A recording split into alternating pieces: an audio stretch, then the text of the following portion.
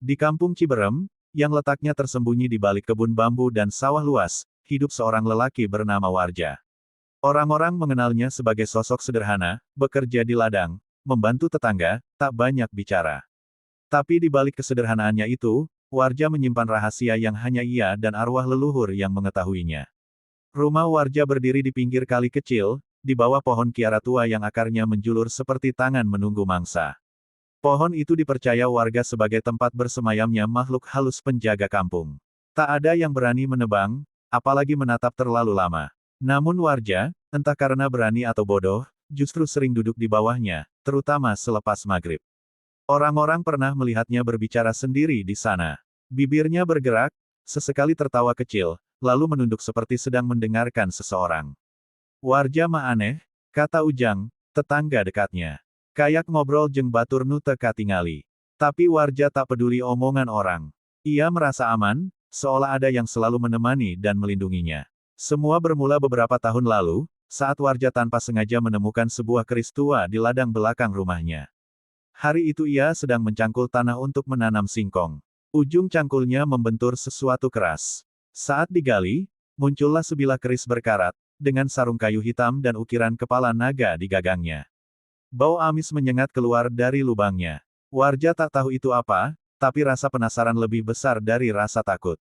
Ia bawa pulang keris itu, membersihkannya, lalu menaruh di sudut rumah, di atas anyaman bambu yang ia gunakan untuk menyimpan peralatan tani. Malamnya, ia bermimpi aneh. Dalam mimpinya, ia melihat lelaki tua berjubah hitam berdiri di tepi kali. Matanya merah menyala seperti bara, suaranya berat namun lembut. Aku sudah lama menunggu, katanya. Kau yang membangunkanku dari tidur panjang. Warja tak bisa menjawab. Kakinya kaku, mulutnya terkunci. Lelaki itu kemudian mendekat, mengulurkan tangan, dan menyentuh dahi Warja. Sejak saat itu, hidupnya tak pernah sama lagi. Keesokan harinya Warja terbangun dengan kepala berat. Di tangannya, ada bekas goresan seperti bentuk huruf yang tak ia pahami. Tapi yang paling aneh, sejak hari itu ia mulai mendengar bisikan. Suara itu terdengar di telinganya, kadang saat ia sendiri, kadang saat ramai. Suara lembut tapi dingin, aku di sini, jangan takut.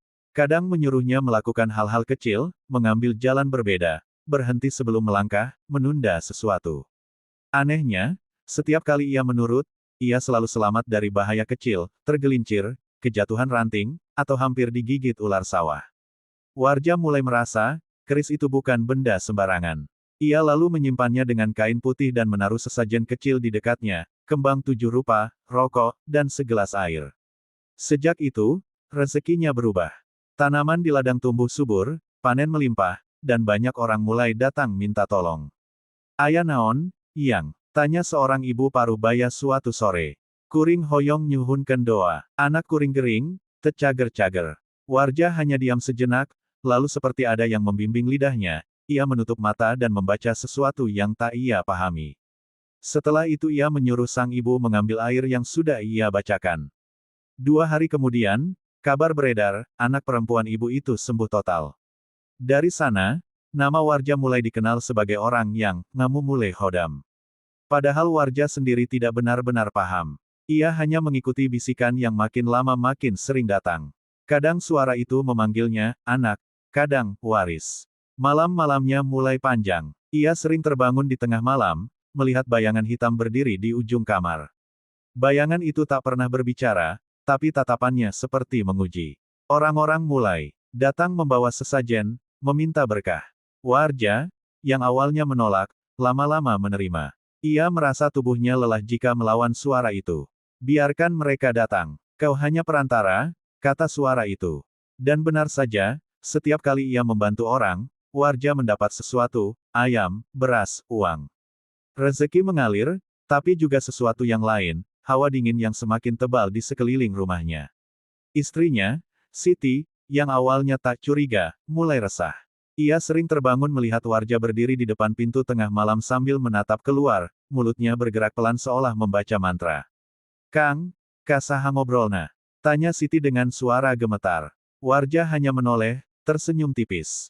Kanu ngajaga urang, jawabnya pelan. Siti merinding. Suatu malam, saat hujan deras mengguyur, Siti mendengar suara keras dari kamar belakang, tempat Warja menyimpan keris itu. Ia membuka pintu pelan-pelan, dan matanya membulat. Warja sedang berlutut di depan meja kecil, di atasnya ada sesajen yang sudah berubah warna. Di hadapannya berdiri bayangan tinggi berwujud manusia, tapi kepalanya seperti asap hitam berputar. Suara mendesing dan bau kemenyan memenuhi udara. Siti menjerit dan pingsan seketika. Sejak malam itu, Siti jatuh sakit. Badannya panas dingin, matanya kosong. Setiap kali Warja mendekat, Siti menjerit histeris seperti melihat sesuatu di belakang suaminya. Dokter desa tak menemukan apapun. Tak ayakah sakit, katanya. Tapi warga tahu, ini bukan sakit biasa. Mereka mulai menjauh, apalagi setelah beberapa ayam dan kambing di kampung ditemukan mati dengan darah kering di leher. Suara dalam kepala Warja kini tak lagi lembut. Ia memerintah, menuntut, mengancam.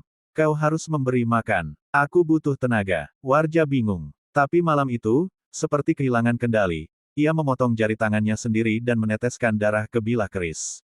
Suara itu tertawa lirih, dan tubuh Warja tiba-tiba terasa ringan. Esoknya, sawahnya panen besar. Sejak saat itu, Warja tak lagi manusia biasa. Ia seperti memiliki kekuatan. Apapun yang ia inginkan, selalu datang. Tapi juga sebaliknya, amarahnya berubah buas, pikirannya gelap. Anak-anak kampung yang dulu sering bermain di depan rumahnya kini menjauh. Mereka bilang, dari balik jendela rumah Warja sering tampak sosok tinggi berkulit hitam, berdiri di belakangnya. Ujang, tetangga yang dulu akrab dengannya, mencoba menegur. Warja, ulah salah jalan. Eta mah jin, lain karuhun. Kudu diistighfarin, kudu disarehkeun ka Kiai. Tapi Warja hanya menatapnya tajam. Kiai teu bisa ngatur anu jagakeun kuring, katanya lirih. Suaranya berubah berat, seperti dua suara bersamaan. Sejak itu, Ujang tak berani datang lagi. Beberapa bulan berlalu, Siti meninggal diam-diam pada malam bulan mati. Tubuhnya ditemukan membeku di dapur, tanpa luka, tapi bibirnya membiru dan matanya terbuka menatap langit-langit. Warga tak berani menyentuh, sampai akhirnya Kiai kampung datang menyalatkannya. Warja tidak menangis. Ia hanya duduk di depan rumah, menatap kosong sambil mengelus gagang kerisnya. Malamnya, hujan turun deras. Orang-orang mendengar suara gamelan samar dari arah rumah Warja. Tak ada yang berani mendekat. Esoknya, rumah itu sepi, pintunya terbuka, dan Warja hilang. Di dalam, hanya tersisa bau amis dan tanah lembab. Di sudut kamar, keris tua itu menancap di lantai, dengan kain putih berlumur darah kering. Warga sepakat membakar rumah itu, takut terjadi hal-hal yang tak diinginkan. Tapi saat api mulai membesar, terdengar suara melengking panjang dari dalam rumah, seperti teriakan manusia bercampur hewan. Setelah itu, bara api padam begitu saja, menyisakan abu dingin. Di tengah abu, keris itu masih utuh, tak hangus sedikit pun. Setahun kemudian, seorang pemuda bernama Rian datang ke Ciberem.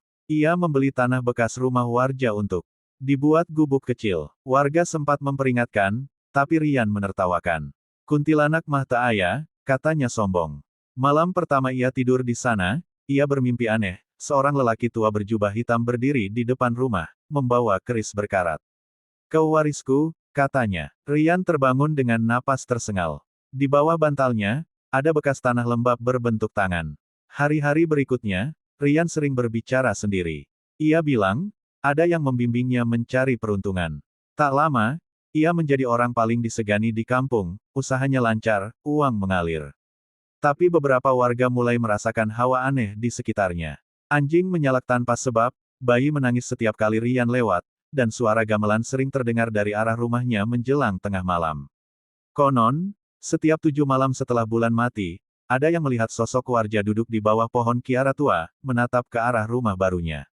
Tubuhnya pucat, matanya kosong, tapi di tangannya selalu ada keris yang sama. Kadang ia tersenyum, kadang hanya menunduk dan bergumam pelan, anak, warisku, waktumu tiba.